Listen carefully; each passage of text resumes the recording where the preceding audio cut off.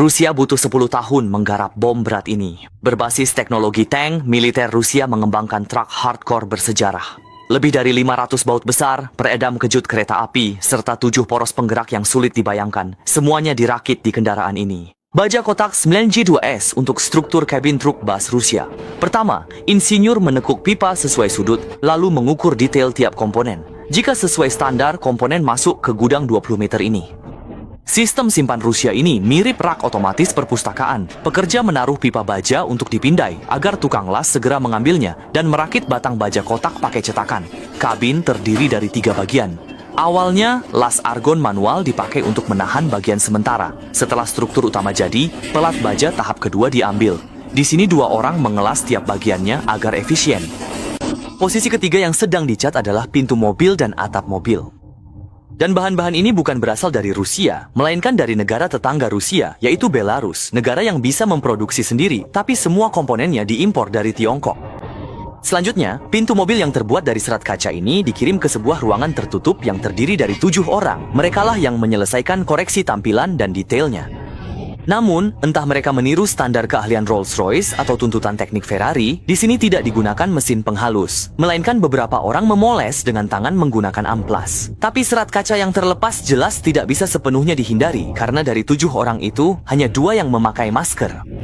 Pada saat yang sama, para pekerja di lini produksi sedang mengoleskan sealant pada struktur baja. Rencana bus adalah agar mobil dapat digunakan pada suhu antara minus 40 hingga plus 40 derajat, sehingga masalah kondensasi air bisa diatasi dengan sealant. Di sini juga ada bantalan isolasi panas yang jarang dilihat orang biasa, terbuat dari aluminium foil dan perekat 2 sisi, serta berfungsi mengurangi getaran dan kebisingan. Di bawahnya, pada bagian yang dekat dengan mesin, digunakan lapisan isolasi panas yang lebih tebal, yang terbuat dari batu basalt.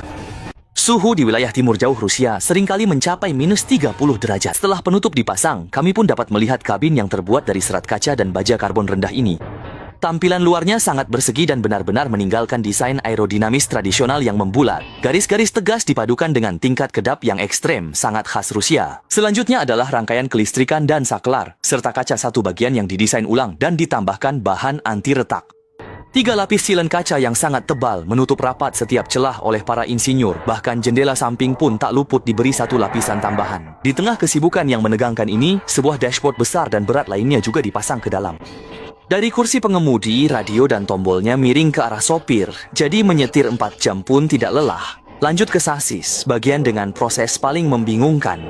Pertama, rangka utamanya sangat berbeda dengan rangka truk di negara kita. Balok besar ini telah dibor dengan deretan lubang bundar yang rapat. Setiap lubang mewakili 1 sekrup. Jika semua sekrup itu dikencangkan, setidaknya ada lebih dari 500 buah. Sekrupnya sendiri tidak ada yang istimewa. Masing-masing panjangnya sekitar 5 cm. Badan utamanya terbuat dari baja karbon rendah, hanya bagian luarnya saja yang dilapisi krom untuk mencegah korosi. Di tengah balok utama truk dengan konfigurasi 4 roda depan dan 8 roda belakang ini, dipasang beberapa balok melintang, dan suspensi belakangnya juga menggunakan rangka ganda. Kalau dipakai untuk dimodifikasi jadi motorhome, pasti sangat cocok. Selanjutnya, kampas rem dipasang pada sasis gandar, lalu bagian luarnya dipasangi pelek. Begitu rem diinjak, tekanan udara akan menggerakkan lengan rem untuk menekan kampas rem ke atas. Lalu, yang paling misterius adalah poros penggerak. Di tengah truk konfigurasi 4 depan 8 belakang ini ada 3 poros penggerak, serta 1 lagi di tiap gandar dan pelek. Lihatlah, bagian biru ini poros penggeraknya, dengan peredam kejut pegas mirip kereta api. Truk tambang biasa pakai poros setengah pada gandar, asalkan tenaganya cukup. Ini sudah lebih dari cukup. Setelah itu, mesin dan transmisi dipasang bersamaan. Adapun mesinnya adalah mesin diesel 420 tenaga kuda buatan Yaroslavl untuk melindungi dari dingin dan panas. Bahkan knalpotnya pun dibungkus dengan lapisan serat aluminium tahan panas. Kali ini jumlah baut yang digunakan 2 kali lebih banyak dari sebelumnya. Lihatlah sasisnya, material logam berat yang digunakan sangat melimpah. Orang yang tidak tahu mungkin akan mengira ini buatan Jerman atau Amerika. Ban tapak tebal khas off-road ini memudahkan navigasi di lumpur Rusia hingga pasir. Faktanya, KAMAZ tetap nomor 1 di Rusia, disusul Shakman dan Shaanxi dari Tiongkok, serta Sinotruk dan FAW yang mendominasi pasar Rusia.